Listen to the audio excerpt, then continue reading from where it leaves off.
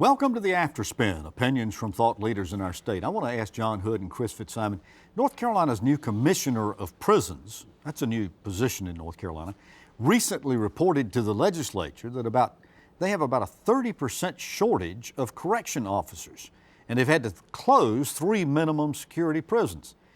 They're losing staff, he says, just about as fast as they hire them because of the poor pay, safety issues, and bad working conditions. Our leaders have known about this for years. Why haven't we addressed and resolved these problems? Chris?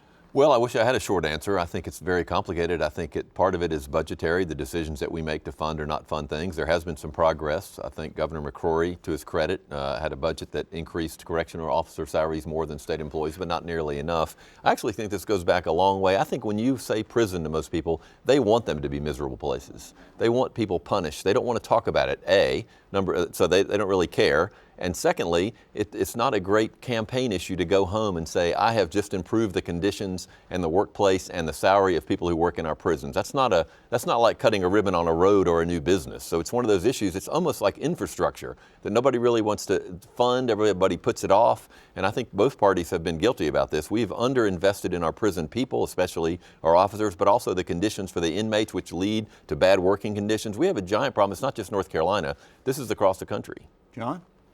I agree with much of that.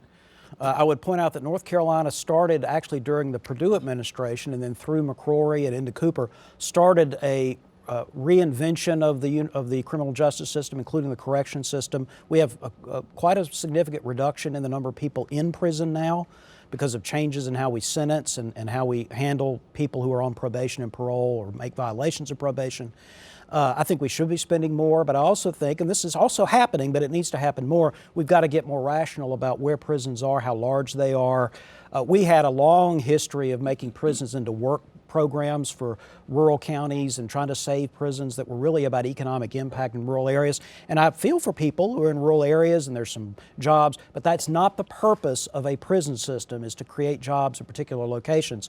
If we have fewer correction officers, partly because we have fewer prisoners, but they're paid better and they're managed and led better and they have better conditions, we'll be all better off.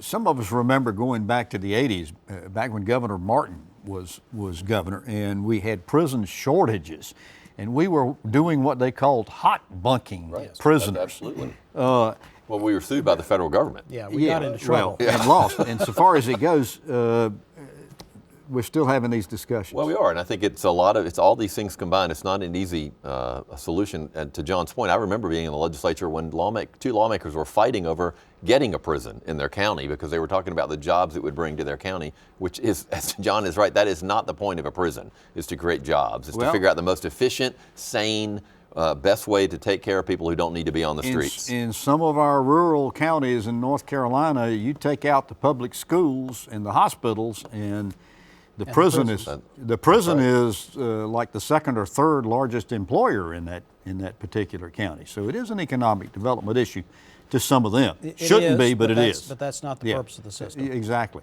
All right. Well, thank you for watching the Afterspin. We'll have more video all during the week on ncspin.com.